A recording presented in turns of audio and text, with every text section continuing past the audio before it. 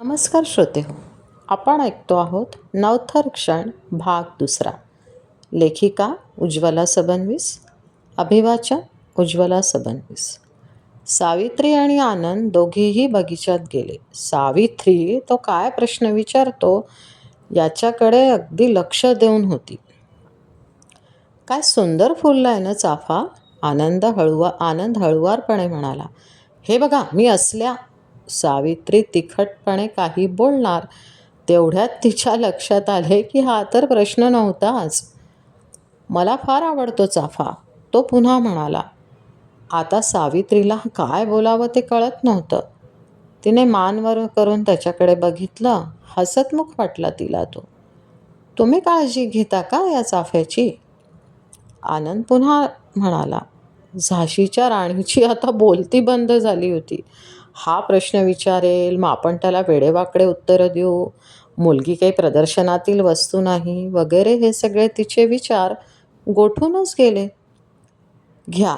ओंजळीत चाफ्याची फुले धरत तो म्हणाला. सुगंध देतोय तुम्हाला, तो हसत बोलला. सावित्रीने फुलं हातात घेतली आणि मन भरून त्याचा वास घेतला.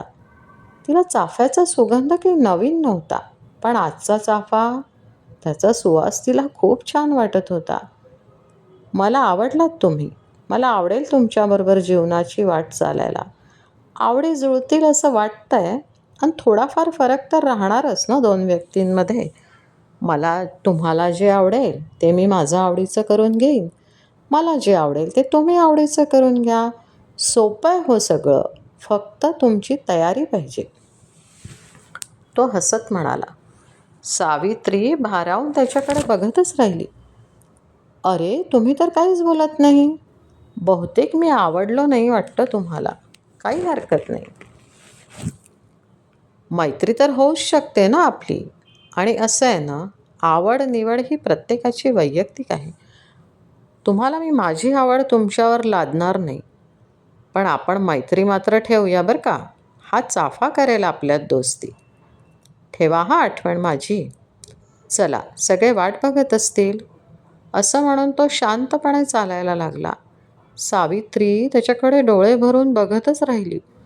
किती ॲडजस्टिव्ह आहे हा. कुठले प्रश्न नाही. चालून दाखव, गाणं म्हणून दाखव, कशी आवड, स्वयंपाक येतो का, असले फालतू प्रश्न त्याला काहीच पडले नाही. उलट म्हणाला, तुमची आवड मी माझी आवड करून घेईल. मग मी पण करून घेईन की यांची आवड माझी आवड. स्वतःशीच गाल फुगवत ती बोलली. तिला सांगायचं होतं, मला पण आवडले आहात तुम्ही. पण तोपर्यंत तो पोचला देखील घरात.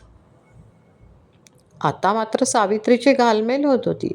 तिला खरंच खूप आवडला होता तो, आणि स्वतःची पसंती कशीही करून तिला त्याच्यापर्यंत पोचवायची होती. पण तो तर आता नजर उचलून सावित्रीकडे बघतही नव्हता.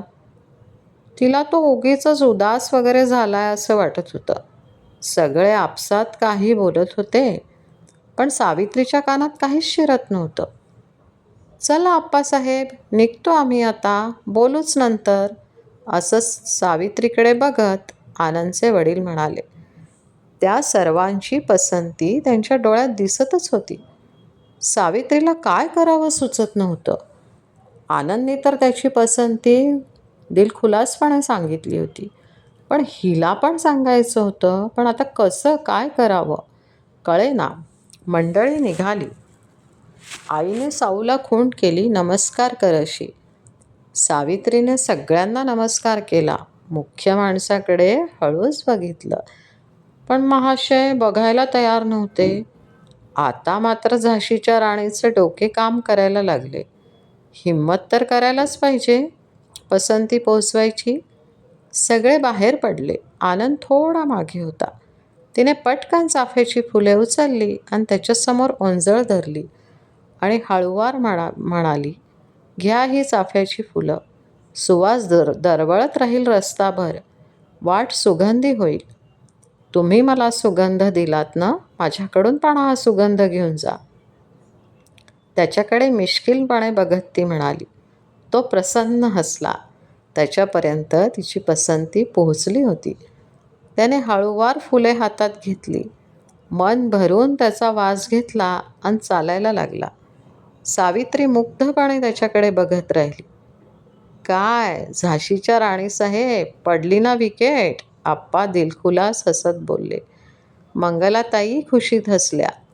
पण सावित्रीचे लक्ष कुठे होते त्यांच्या बोलण्याकडे? तिच्या मनभर चाफा फुलला होता आणि कानात सनईचे सूर गुंजत होते. समाप्त. धन्यवाद.